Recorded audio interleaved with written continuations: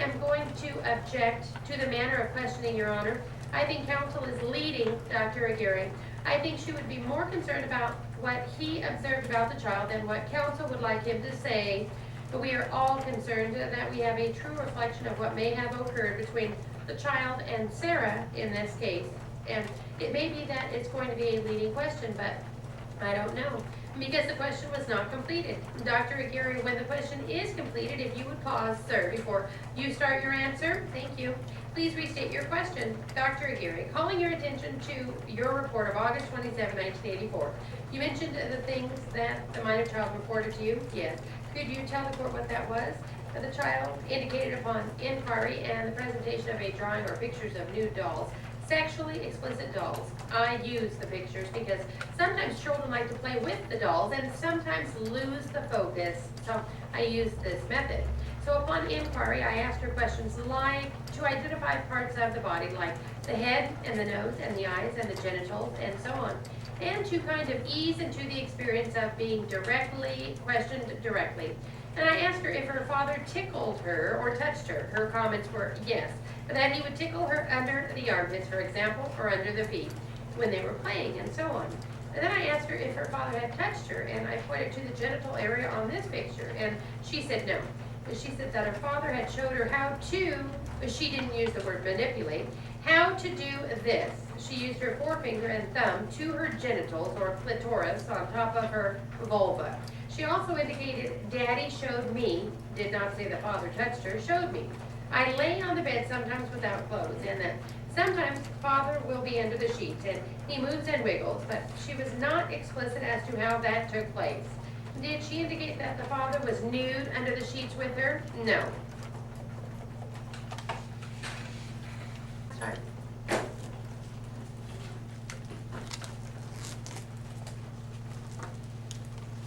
Dr. Aguirre, do you recall my contacting you regarding this matter? Yes, I do. Do your notes indicate the date? I don't have the date on my notes that I usually take, but the contact was made possibly by you on September the 9th or the 14th or the 10th. It would be Thursday or Friday. Mrs. Rondinera contacted me on the 14th or the 15th.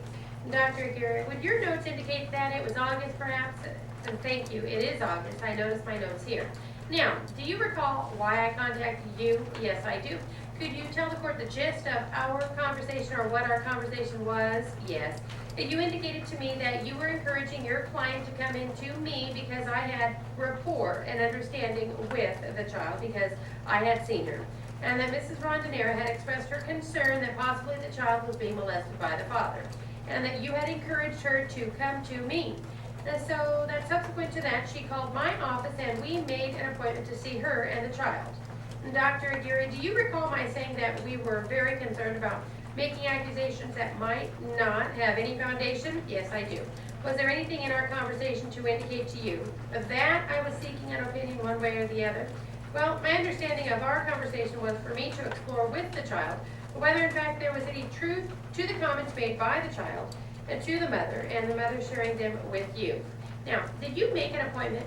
Did you see the minor child? Yes, I did. What discussions or tests did you have with her? What did you do? Well, excuse me, this is going to be very, very critical. And if he had discussions, I would like to have those as a group. If he had tests, I would like those as a group. I don't want discussions and tests intermingled. Thank you, Your Honor.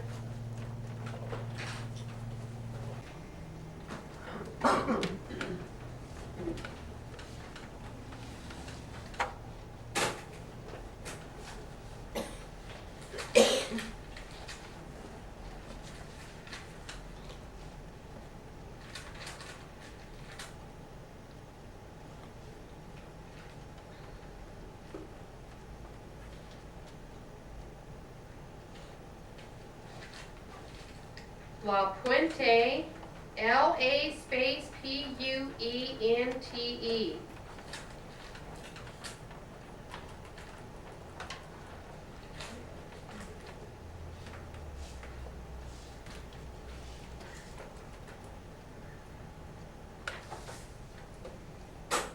$204 boys, 15 minutes. Starts with question by plaintiff's attorney. Ready? Do you recall what color shirt, if any, he was wearing? Yes, he was wearing a shirt. What kind of a shirt? I can't really say. Do you recall whether it was a dress shirt or a sports shirt? I'd say a sports shirt. Do you recall anything? Are you just guessing at that? No, it was more of a sports shirt than it was a dress. Would you take a look at Mr. Batch's shirt that he's wearing today? Have you observed his shirt? Yes. Was he wearing that shirt on November 3, 1972 or not? I can't say. Do you notice the colors on his shirt today? No. You can't notice the colors? Notice the colors? The question is, can you notice them now? Can you see the colors on the shirt? Yes. Do you recall if he was wearing a shirt on November 3 of a similar color or not? Objection. Asked and answered. Sustained. Next question. On November 3, 1972, do you recall what he was wearing? I think black leather jacket. And do you have any recollection of what he was wearing underneath the jacket? No, I don't. Do you recall anything about his shoes? Just black boots. Have you, strike that. May I have just a moment, Your Honor? Yes. Did you see Mr. Batch again later that day? After the second time? Let me ask the question. Did you ultimately leave the house after these two men returned at approximately 1:20? At 1:20. Did you leave after that? No. You stayed right there at the house? Yes. Did you work that day? Yes. What time? 3:30. Did you come back to the house later on? Objection, irrelevant. Yes, overruled. Did you see Mr. Batch when you returned? Well, I came back with the police. All right. Did you see Mr. Batch? Yes.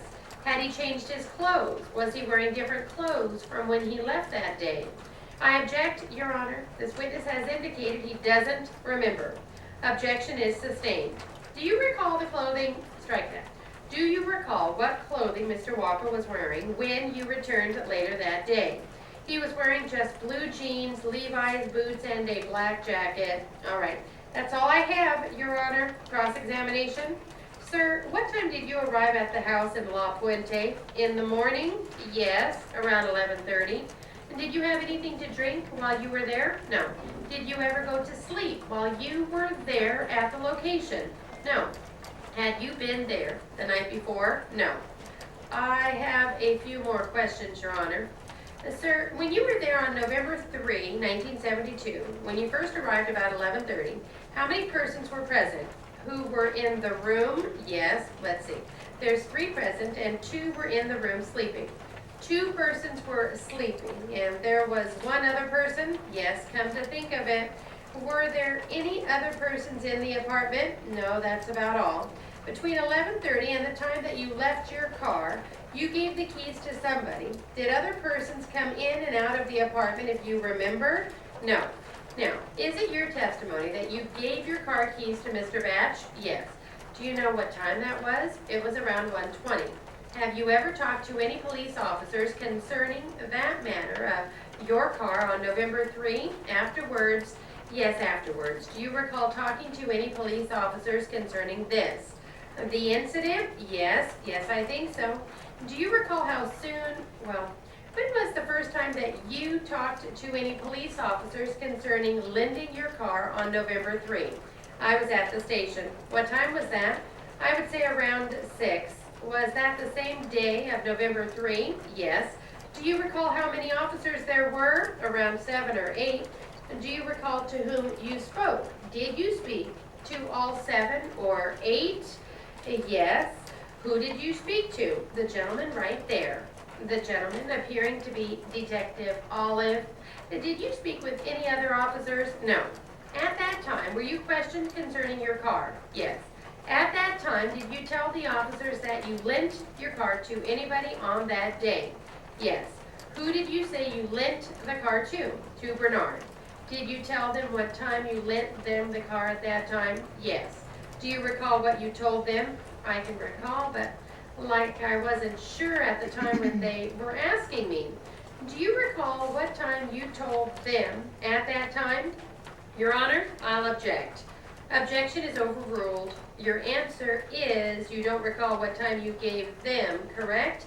Yes. Do you recall if it was a different time than the time you just stated in court here? Yes, it was a different time. I have nothing further. Mr. Conger, anything further? Is the time that you have related here in court the correct time? The time I related into the court is the correct time. That's all. May I inquire just briefly, sir? Do you know a Kenny Burke, the person who is living there? Yes, not really good. But you do know who he is? Yes. Was he there at the location between the time you got there at 1:30? Yes, he was there with me. Was Cynthia Williams there also? Yes. How about Mickey Stinson? He was in the room, I think, but he was there at the location? Yes.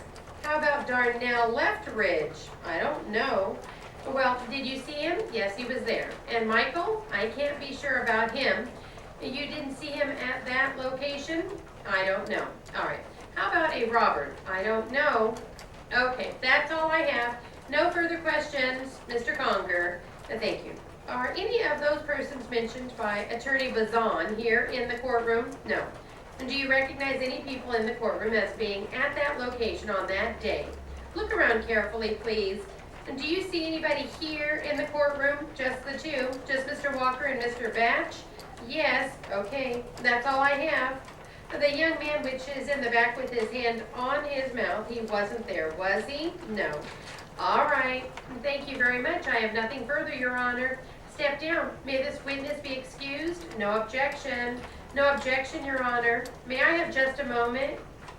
Your Honor, I'd like for my investigating officer to make one telephone call, and then I'm going to call him to the stand. However, I'd like to have him call before he takes the stand. So, could we have about 5 minutes? How many more witnesses do you have? Detective Olive and Detective Melton and possibly another third person. All right, let's take another 5-minute recess. Next witness, please. Detective Robert Olive. Please take a seat and state your full name for the record. Robert J. Olive, O-L-I-V-E. What is your occupation and assignment, sir? I'm a police investigator employed by the City of Covina Police Department. On the 3rd day of November 1972, were you assigned to this case? Yes, I was. And having been assigned to this case, did you proceed to any location? Yes. Where did you go? To the Dial Finance Company located at 171 East Roland Avenue in Covina. What time did you arrive? Approximately 2:30 p.m. But once having arrived at that location, did you interview any persons? Yes, I did. I interviewed the employees at that location. Who did you interview? Mr. Fish, a Mrs. Kane, and a Mr. Dapp. Did you interview any persons at any other locations? Yes, I remained at Dial Finance about an hour. During that time, I learned that excuse me, Your Honor, I'm assuming that all of this is for probable cause. At this time and at this point, it is offered for probable cause. Received for that purpose. Well, at Dial Finance, I learned that a second robbery had occurred at 129 East Roland Avenue at Alliance Finance Company. I left Dial Finance Company and proceeded to Alliance Finance Company on Roland Avenue. Did you interview any persons there? Yes, 2 persons. Who were they? These 2 sitting here. For probable cause, did you receive any descriptions of the persons? Yes, I did. What descriptions did you receive? The description that I received from the 2 persons at Alliance and the 3 persons at Dial Finance were approximately the same description, including clothing and hairstyle. These 5 persons described the lone suspect, the one suspect as a male black 6'2", 6'3", 185 pounds to 220 pounds, wearing a long-sleeved burgundy sweater shirt, dark-colored pants, and blue shoes or boots. Excuse me a moment. I have to talk to my son that just broke a window. Detective Olive, have you completed your description of this person? No. Will you continue, please? The suspect was further described as having 3 to 4 inch long straightened hair parted in the center and combed to both sides of his head. He was also described as being armed with a 4 to 6 inch revolver. Having received this information, did you continue your investigation? I believe while I was still at Dial Finance, I received information that other investigators had obtained or located a witness who had obtained the license number of a vehicle that was seen to the rear parking area near both of these finance companies just shortly before 2 p.m.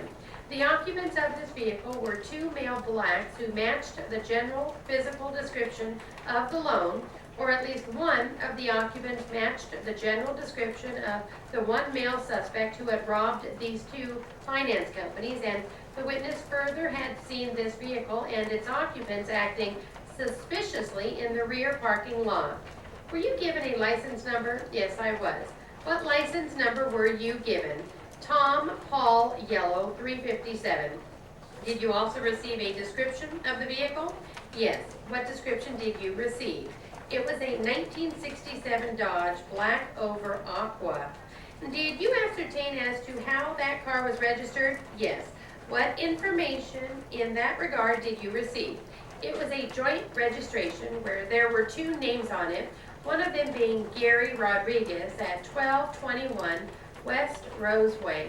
The other one, as I recall, was Mr. Rodriguez. What further investigation did you conduct? I proceeded to the West Covina Police Department and met with other investigators who learned through telephone conversation with his residence at which Gary was working. What information did you receive, if any, at that time? That Gary still did own his vehicle.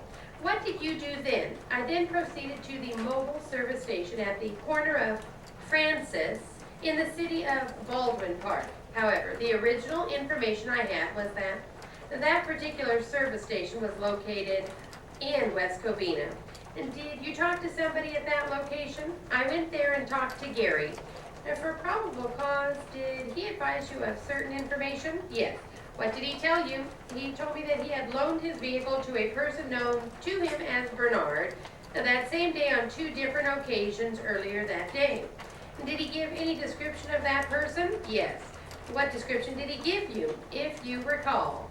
He described Bernard as a male black, medium length hair, about 5'6", 140 pounds, and I believe the only clothing he could recall was that he had black boots on. Go ahead.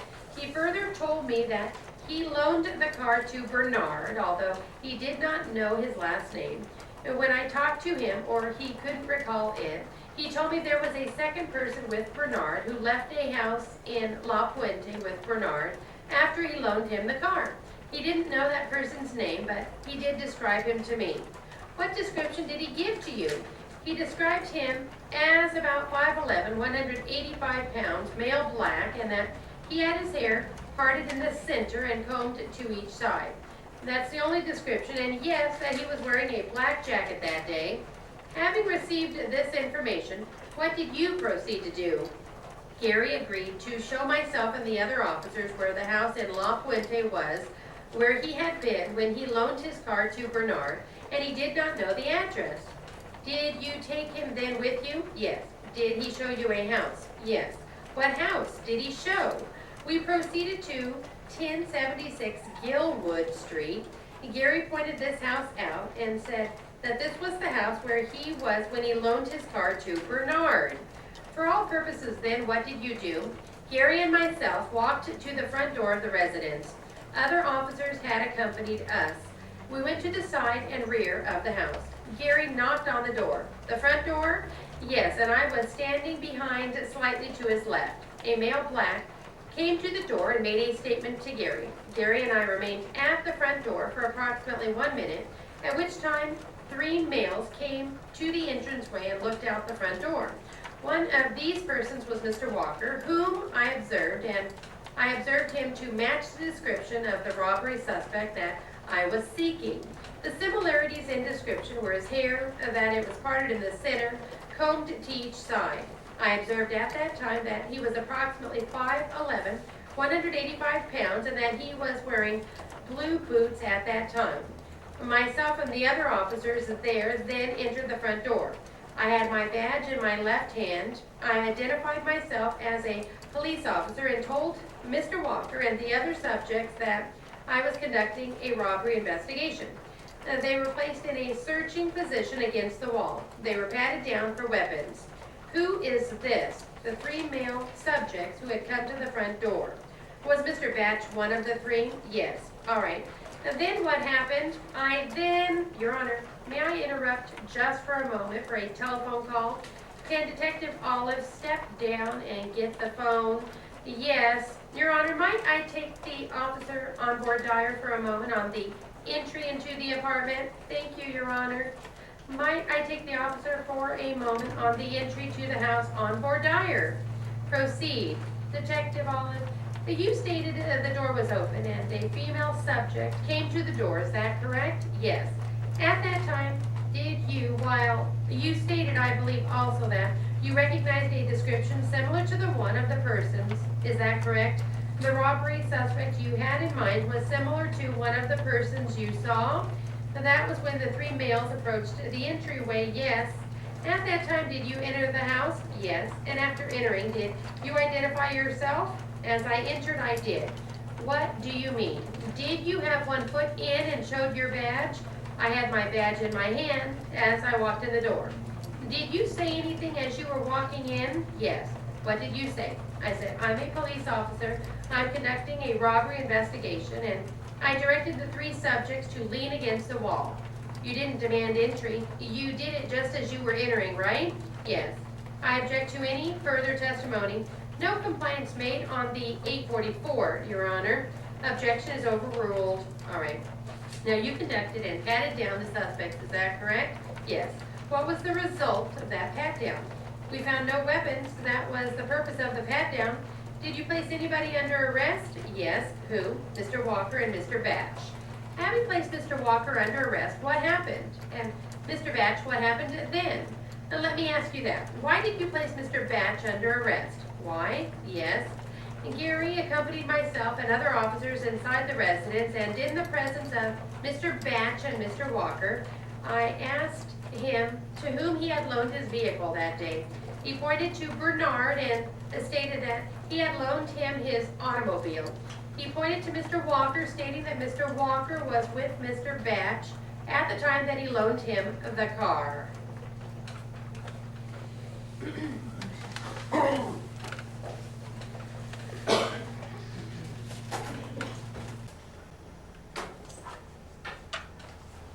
Did you ever see that car, Dr. Aguirre? Yes.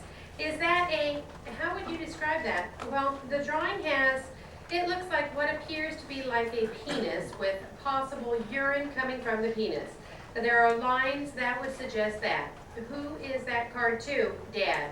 But would you say that that is a normal drawing for a 5-year-old child to send her father? Well, generally it would not be a normal card for any child to send at any age unless the child is disturbed or angry.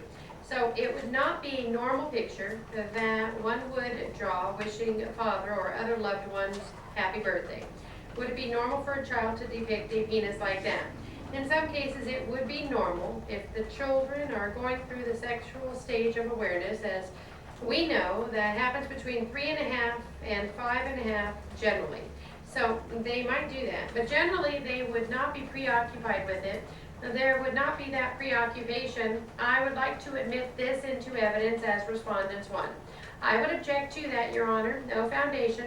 Now, there is no indication as to the source of that card, who drew it, when it was drawn, or anything of that nature. Objection sustained. I will lay a foundation later on and resubmit it. Dr. Aguirre, did you form an opinion as to what would be the best interest of Sarah? At this time, as far as custody and visitation goes, yes. What did you base your opinion on? Well, I based my opinion on the fact of the behaviors that I saw displayed in Mr. Klieger subsequent to the allegations of the molest by the child. And what were those actions specifically that you saw? Well, a part of that was the awkwardness in which, in my presence, the father related to the child. I noticed at times he didn't know how to go from one topic to the next. He didn't ask the child, how is school, how are things going? Upon meeting the child, for example, he would put her on his lap, and like 20 seconds later, she would get off. And maybe later during the interview, he'd do the same thing, and she would get off. I felt he didn't feel secure in my presence to be himself. And I am a very relaxed person. I wanted to create the best atmosphere for the child and father because I wanted to perpetuate that relationship. but I felt he was very awkward in relating to the child under those circumstances. I also noted that there was a degree of harassment, at least what I call harassment on the part of the mother, toward the mother on his part, like following her, which he did after our last interview. And also that he had parked, which he alleged, he parked at some distance from the school to watch mother discharge the child at the preschool, which the child attends. And generally, the demeanor of that nature made me feel, as well as the child's anger and the child's aloofness, even during that hour, there wasn't as much quality to it as I had supposed before, or in tapes that I had heard from father when the father and child were singing "You Are My Sunshine" and so on, which was delightful. Do you feel that the actions, if you believe the child, that teaching her or showing her how to pinch her vagina or do tricks with the vagina, do you think that is appropriate? No, it is not socially appropriate to do that.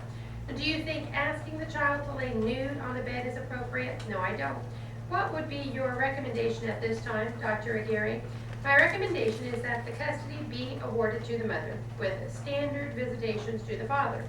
Would you recommend any therapy for the father? No, I don't believe I would recommend that. I think I would recommend, however, that he take some parenting classes. Now that would enable him to relate more comfortably and more relaxed and more confidently with the child. Would you recommend monitored visitation? No, I would not. Did you see any indication at all, Dr. Aguirre, that Mrs. Rondinera tried in any way to influence the child? No, I did the best I could to determine if the child's vocabulary or the contents of her presentation, if there was any outside influence, whether it's mother or another adult with any emotional investment in the matter. I was not able to determine if there was anything other than the child spontaneously telling me what she had experienced with the father. In your opinion, did the child tell you the truth? Yes. I don't have any further questions. You may inquire. Dr. Aguirre, in your discussions with Sarah, you say she told you that her father showed her how to manipulate her vagina. Is that correct? Well, she didn't use those words, manipulate or vagina, but she pointed to her genitals. Can you tell me, she showed me down there.